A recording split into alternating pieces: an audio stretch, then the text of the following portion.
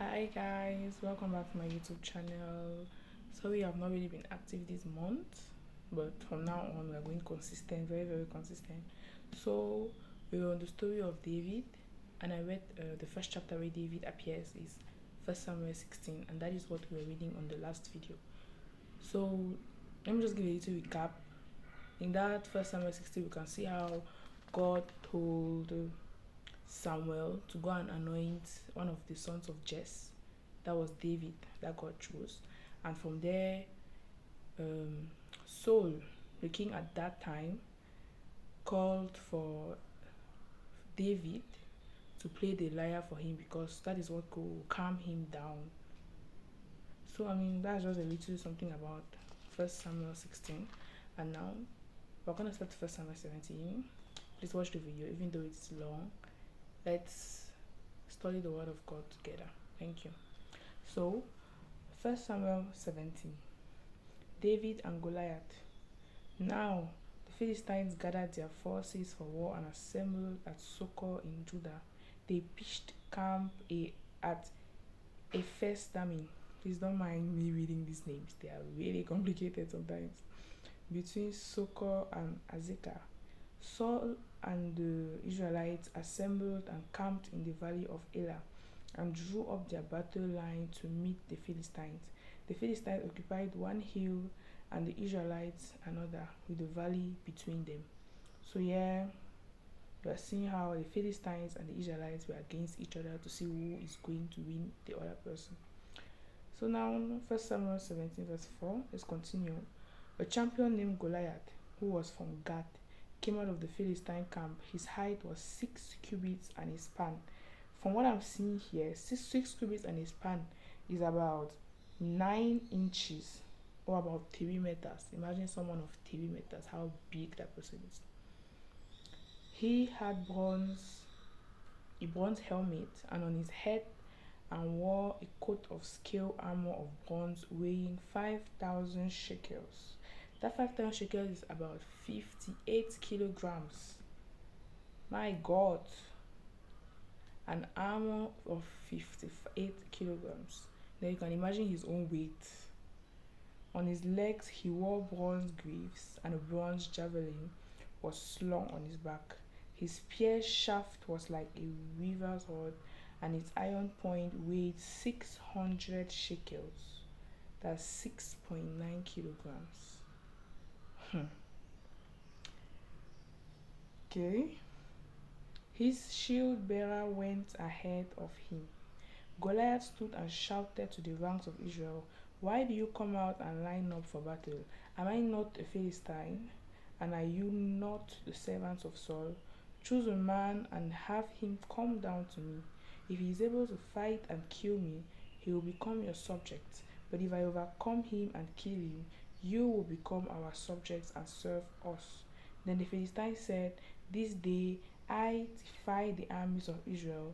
Give me a man and let us fight each other." You can see how Goliath is tempting the Israelites to send one person, their strongest man, to fight them. So on hearing the Philistines' words, Saul and all his Israelites were dismayed and terrified.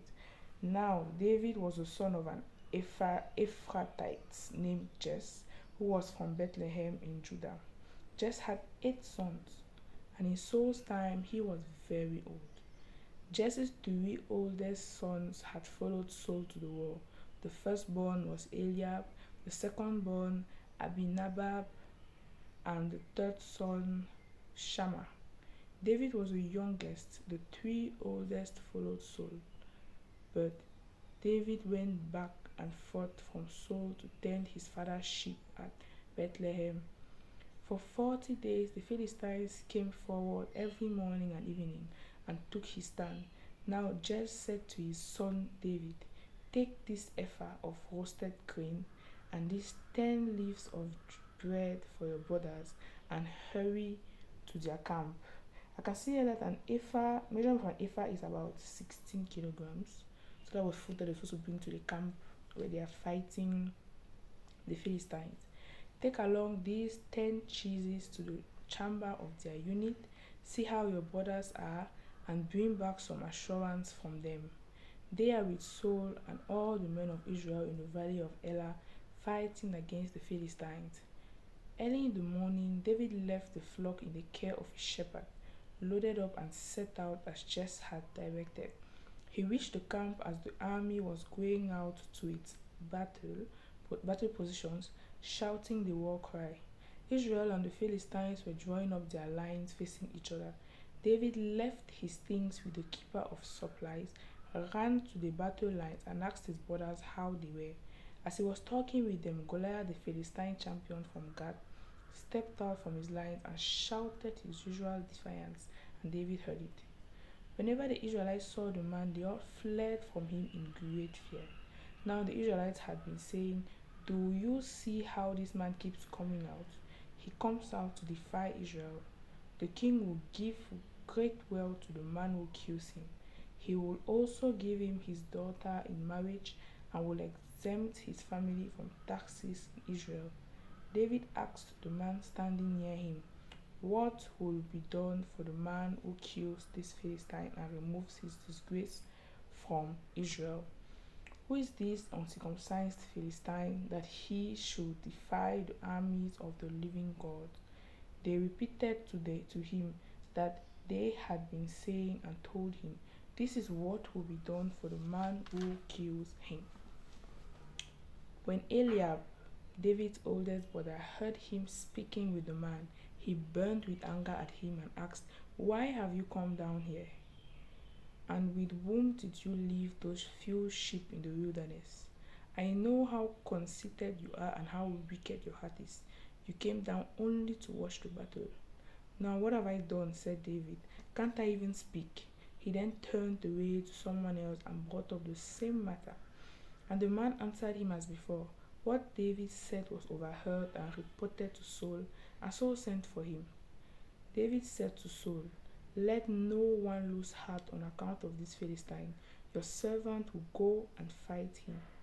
The level of faith that David has. I want to have that kind of faith. Saul replied, "You are not able to go out against this Philistine and fight him. You are only a young man, and he has been a warrior from his youth."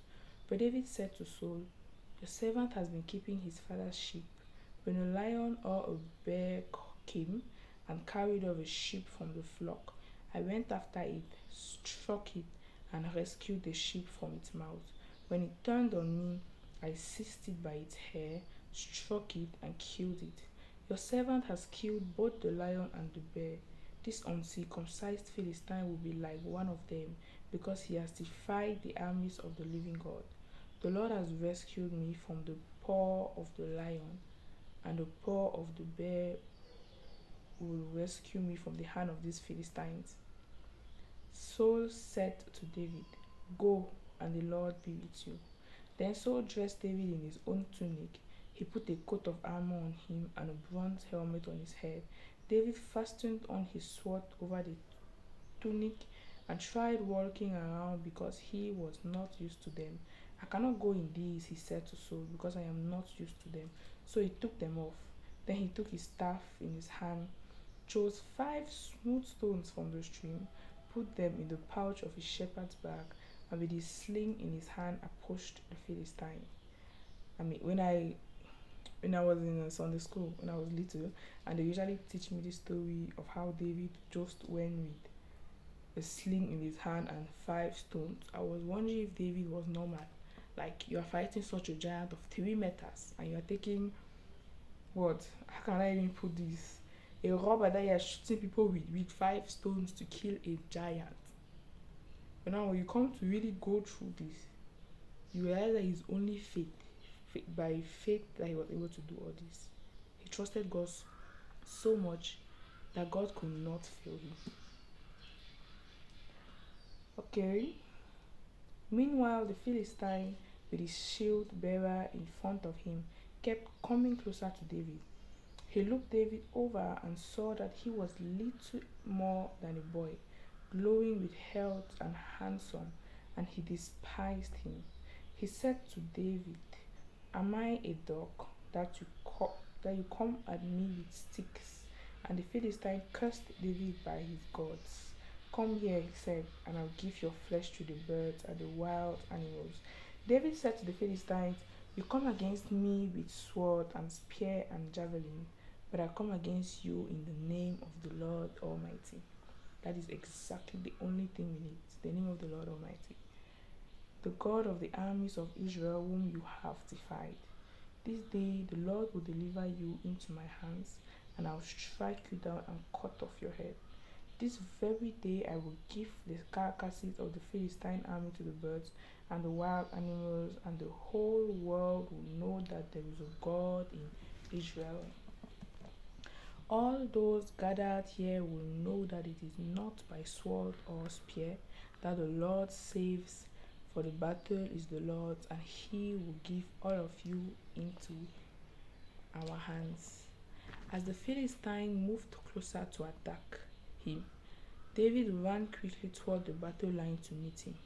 Reaching into his bag and taking out a stone, he slung it and struck the Philistine on the forehead. The stone sank into his forehead and he fell face down on the ground. So David triumphed over the Philistine with a sling and a stone. Without a sword in his hand, he struck down the Philistine and killed him. David ran and stood over him. He took hold of the Philistine's sword and threw it from the sheath. After he killed him, he cut off his head with the sword. My God. When the Philistines saw that their hero was dead, they turned and ran, meaning they were only depending on Goliath. That's what they were using as just true points. Then the men of Israel and Judah surged forward with a shout and pursued the Philistines to the entrance of Gath. And at the gates of Ekron, their dead were strewn along the Sharaim road to Gath and Ekron. My God, you guys know my pronunciations. They are not easy. When the Israelites turned from chasing the Philistines, they plundered their camp. David took the Philistines' head and brought it to Jerusalem. He put the Philistines' weapons in his own tent. As Saul watched David going out to meet the Philistines, he said to Abner, commander of the army, Abner, whose son is that young man? Abner replied, as surely as you live, your majesty, I don't know. The king said, find out whose son this young man is. As soon as David returned from killing the Philistines, Abner took him and brought him before Saul, with David still holding the Philistine's head. Whose son are you, young man? Saul asked him. David said, I am the son of your servant Jesse of Bethlehem. Saul's growing fear of David. Oh, I'm very sorry. So, he ends with, I am the son of your servant Jesse of Bethlehem. Don't mind me, I was starting with chapter 18. That will be another video. So this story, this 1 Samuel 17, is such a faith-giving story, teaching you to have so much faith in God. Like faith, even faith as small as a mustard seed can move mountains. We can literally see an example like that in the Bible. Thank you guys so much. I feel like just continuing in one video, but it's going to be too long. So thank you guys for watching. You guys should please like, share, subscribe, comment if you want to. And I'll see you guys in my next video.